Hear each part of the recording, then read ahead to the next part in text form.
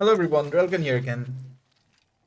My last video that I made was on a queen walk in the ZvP matchup, and I played the build a bunch of times. I won a lot of games with the build, it's a really good one, but the way I showcased it to you was in a very all-in fashion.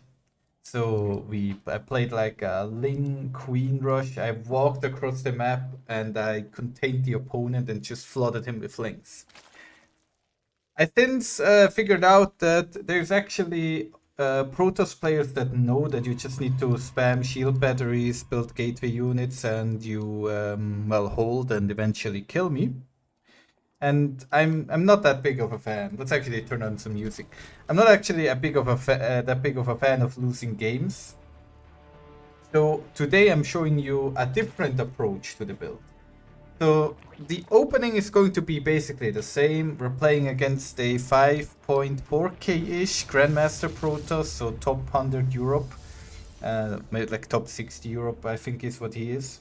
Gugus, Juju, I'm not sure, he's French.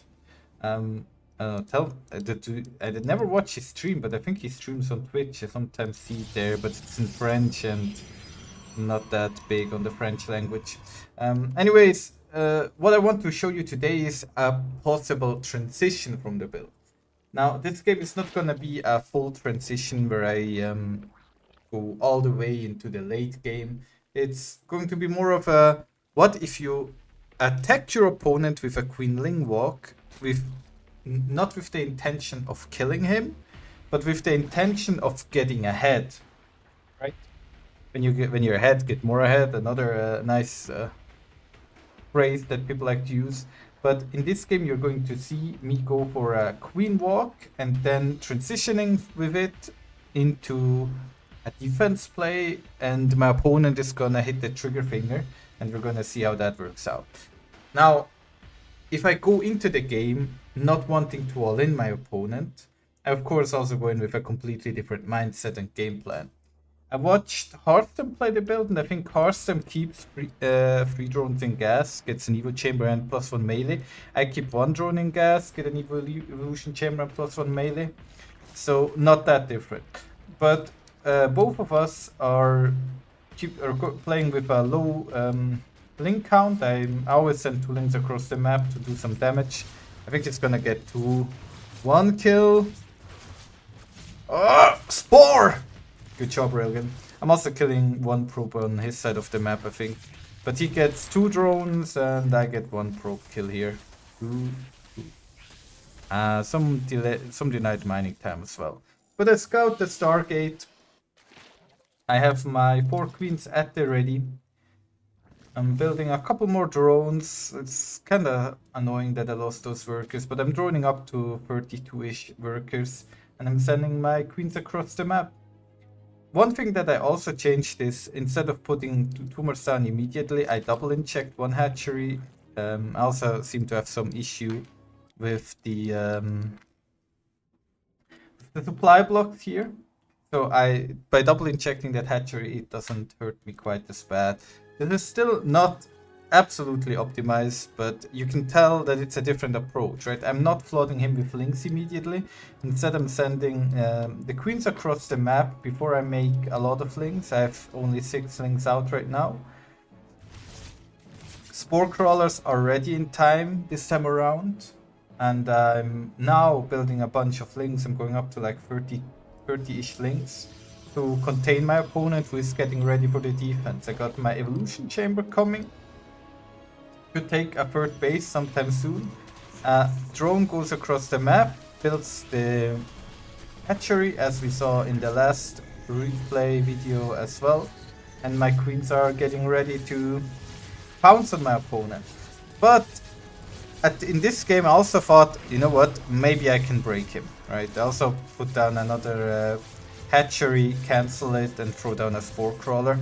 But I thought maybe I can actually break him.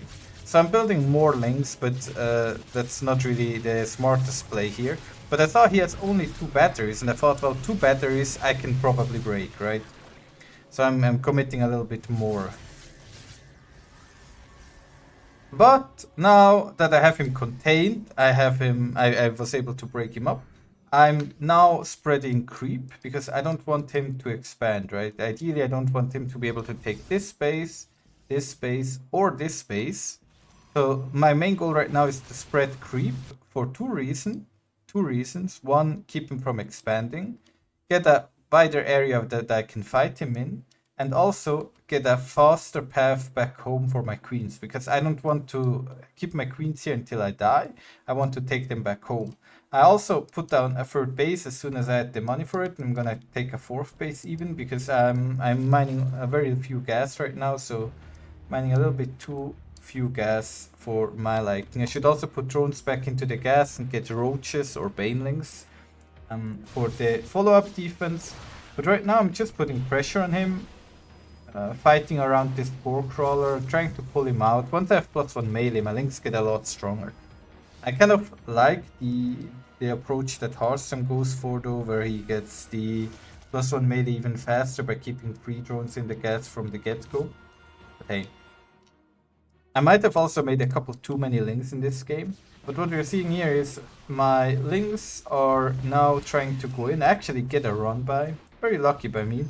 Do not accomplish too much because it just recalls back home. I tried to get damage done over here, but well, shield batteries are pretty good units and I cannot kill a single unit over there.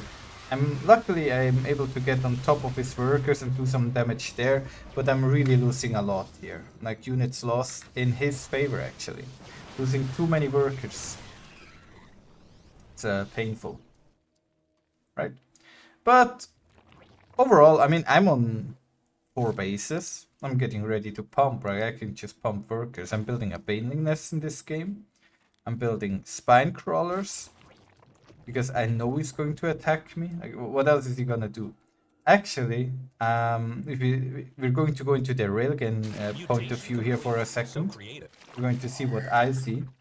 So, what I'm gonna look at in just a little second here. Boom, boom. I see this probe. Now, seeing this probe right here with this adapt tells me that he wants to take a third base, right? So what I'm doing is I send some links immediately down there, because if he cannot take the base here and the probe goes to the left, then that means the probe goes down here. So my links are going down there to attack him. My queens do not deal a lot of damage, but queens are really good at stalling. So my queens are in my position at my third base, well, technically natural second base, but I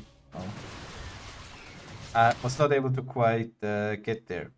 So let's go back just a little bit to see what's going on his side of the map in this game. I'm sending links in, I'm sending links into the main base, and I'm sending links down here to shut down his base. So he now has to deal with links in the main and in the third base. And I, on my side of the map, have to defend against his stalkers. Now, my spine crawler still takes some time to build. I could have started building them faster. I'm now building only links and banelings. I'm queuing additional queens. All my queens go and join the fight. Massive damage down here. Third base died. The links that I sent down here are coming back home to join the fight. Right, here they come. And my links have +1 melee, so +1 melee links are actually pretty damn good against stalkers, as long as they don't just blink away. So my queens tanked a lot of damage. I had a lot of transfusions on all my queens ready. And I get him to GG out.